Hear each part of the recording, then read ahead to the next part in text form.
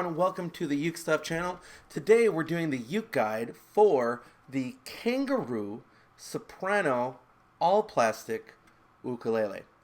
Now, these have been around for a while, and I have actually reviewed a very similar concert-scaled neck instrument by Baoli, if you want to take a look at that here on the channel.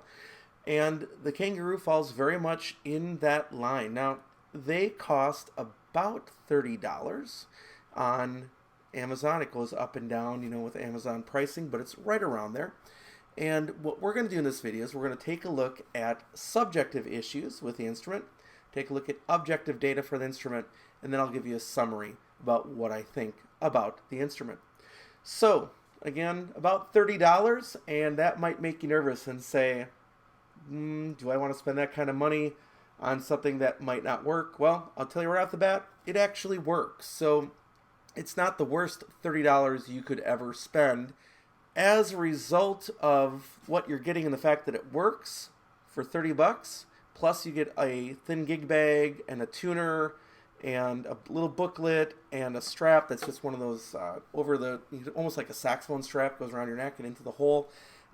With that in mind, it's a better value than what you're paying for. So that's kind of good to know.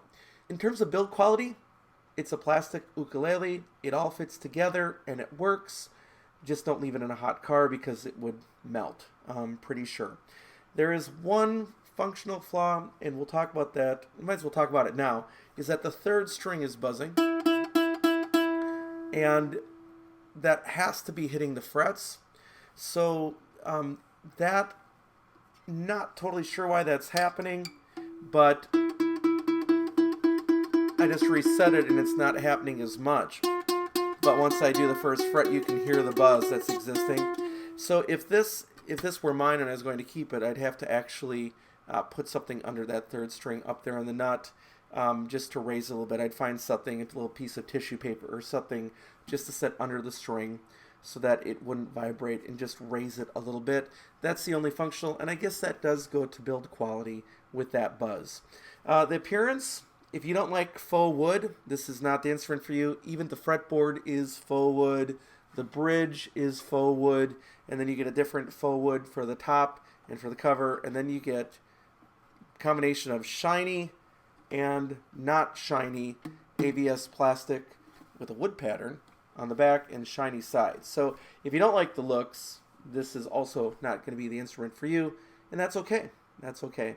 Availability, you can order these off of Amazon right now, and they'll be at your house probably with Prime shipping in a couple of days. In terms of playability, it's got a really wide nut, 38 millimeters, which is actually rather wide. There's a lot of people with larger hands that like wider nuts. I don't really care one way or the other. I'll play just about anything because I've got anything from sopranino or sopranissimo all the way to baritone, but some people like a wide nut.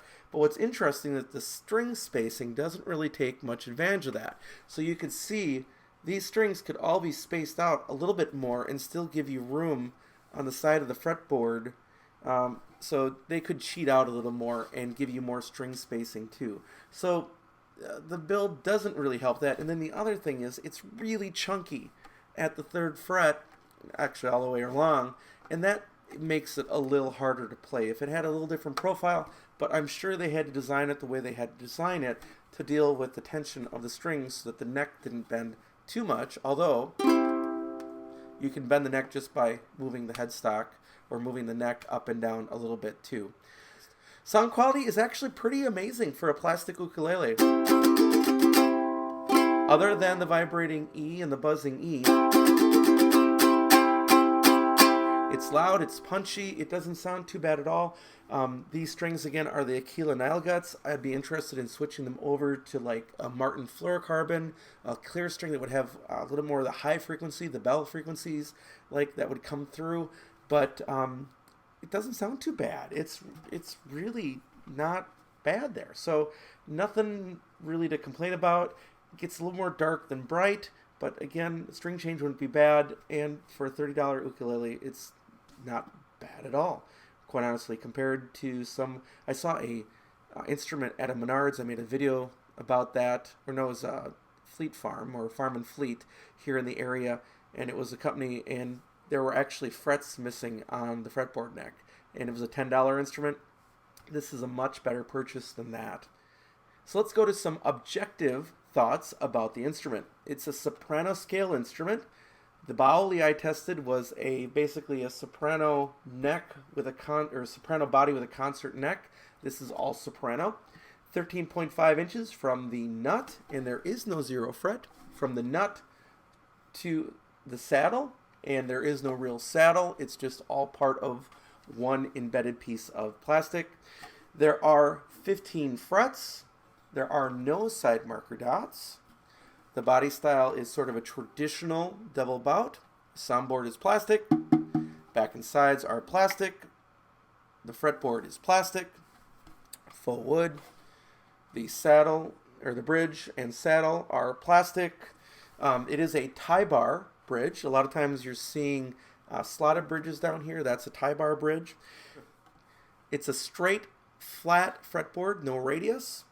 The nut and saddle, again, are integrated with the entire fretboard and with the bridge, so you can't really adjust that.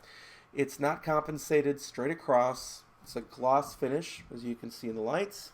Overall, it's 22.625 inches long, and it weighs 1 pound, 0.9 ounces. Open geared tuners with rather large tuning heads. Action at the first fret is probably too low. It's less than 0.5 millimeters.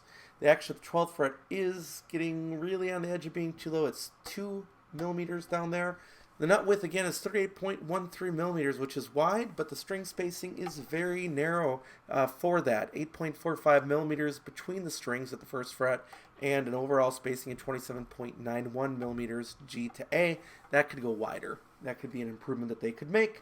And the depth at the third fret is a very chunky 26.13 millimeters. It does come with a bag again. It comes with a tuner, comes with a booklet, and comes with a strap of sorts that I would personally never use. So let's summarize the instrument. First person I saw use one of these is Pete McCarty. If you don't know Pete, you need to go find him. He's wonderful. But Pete reviewed one of these and was like, this actually works, and I haven't had the chance to review one yet, so I'm glad I do now. It's a fully plastic soprano ukulele, and it's different. It's different than like a Kala Waterman or the previous generation of Ukadelics. They've just changed them for a third time, incidentally, the Ukadelic series. And it's different than a Macaferry. It's much more closely built to the Baoli, and I think the Baoli is almost the same as the Tiger. There's a series of lines called Tiger stores that are selling a plastic ukulele, and I think those are built in a very, very similar way to this, and I think our soprano scale just like this.